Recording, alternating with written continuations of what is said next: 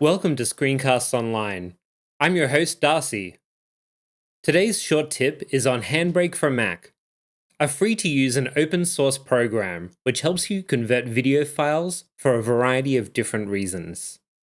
Let's look at the problem it solves so we understand why we need this piece of software. The most obvious use case I can think of is reducing file size. When I've received a video or finished editing a video and I want to send it to someone, often the file is far too large for an email. Secondly, some applications, such as OBS, generate a file type which is not generally compatible with Apple software such as QuickTime, iMovie, or Final Cut. And other times I simply want to ensure that a video is going to play best for the destination I'm sending it to.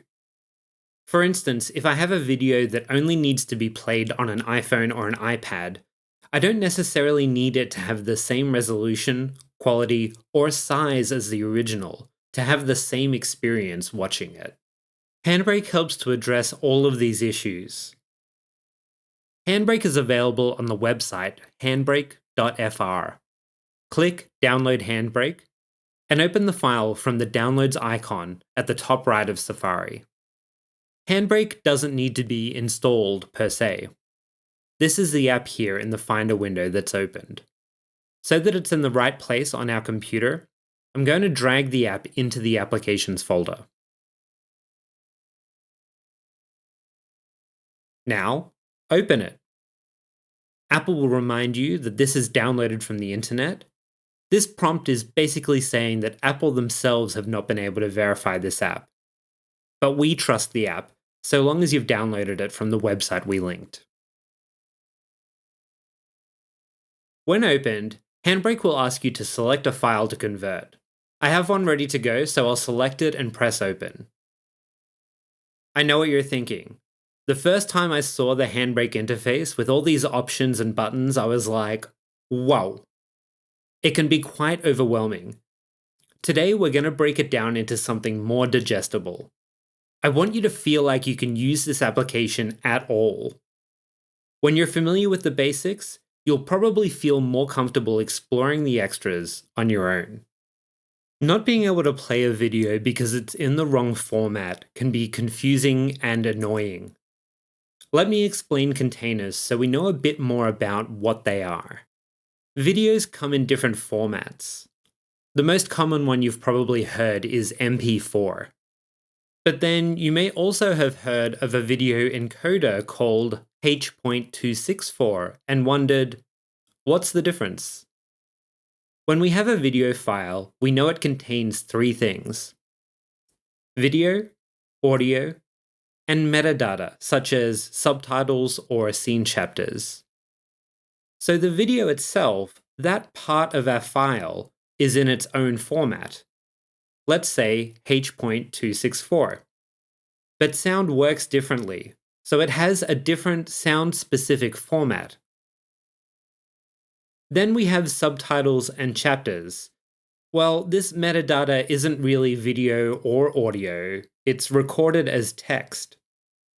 So we have three different types of information, but we don't want three separate files that we have to keep together. So they're stored together in a container. This container isn't video, audio, or text, so it can't be one of these formats. It has its own, in this case, MP4, which holds everything together and allows it to be read by your media player, such as VLC. So say you have a file in one format, but your player doesn't work with that format. You need to convert it. And this is what Handbrake does. It can change the container, the video or audio codecs to another format according to your needs. Looking back at the summary section under Format, Handbrake offers three different container options: MP4, MKV, and WebM. The video I have is already in the MKV format, so I'll keep it on MP4 and press the play button at the top here to begin converting. Now it's finished, I can open it in an application like QuickTime. Another reason you might want to convert is to save space. Perhaps your video is already in the right container, but it's too big to send in an email. Or maybe the resolution is needlessly large.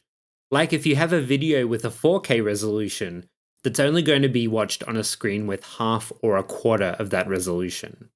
As complicated as Handbrake may look at first glance, it actually offers dozens of presets for you to choose from.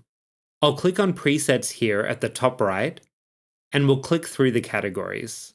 Under General, we see options that are predominantly based around how fast the file will be converted in relation to the video quality.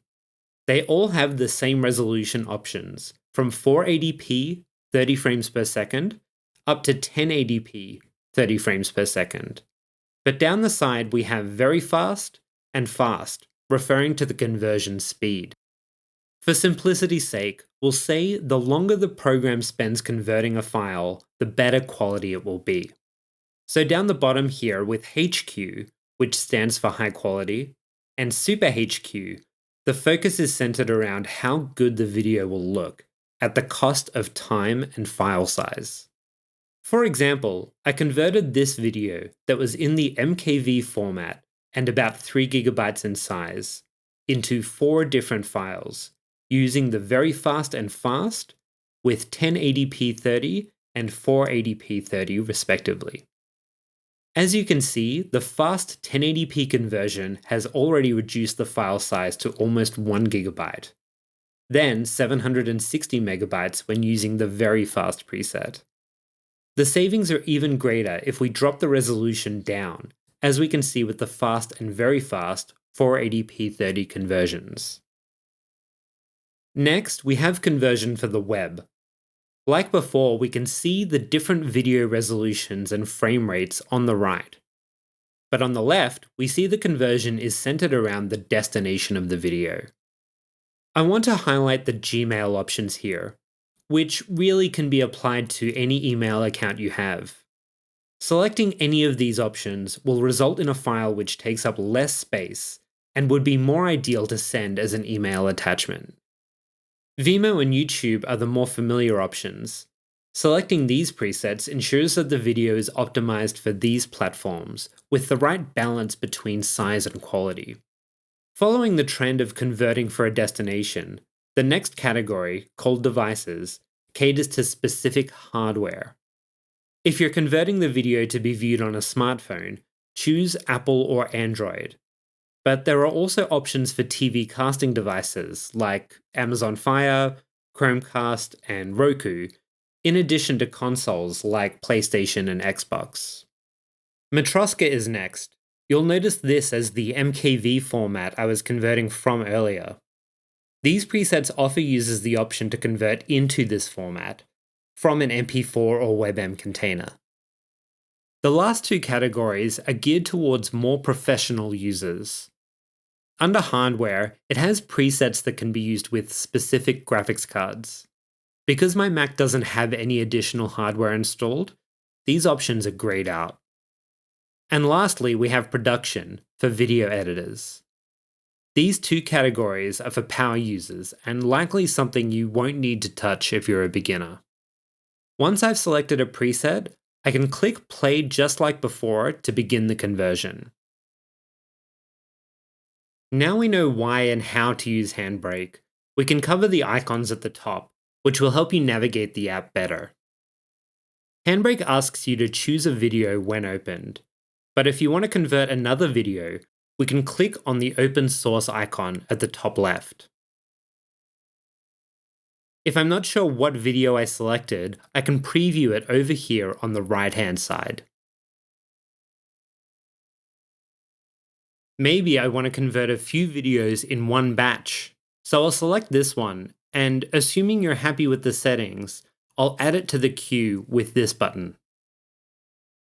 I can keep adding to the queue, and whenever I'm ready, I'll hit Start Queue. If I need to pause for whatever reason, I can do so by clicking here. And lastly, I can view the queue over here and remove any items from it by clicking on the X.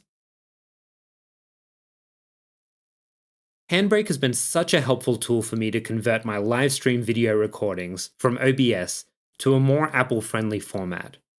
Maybe it's not an application you'll use every day, but it's certainly one you'll be glad to have when you need it. Thank you so much for tuning in. I'm Darcy, and we'll see you at our next show on Friday.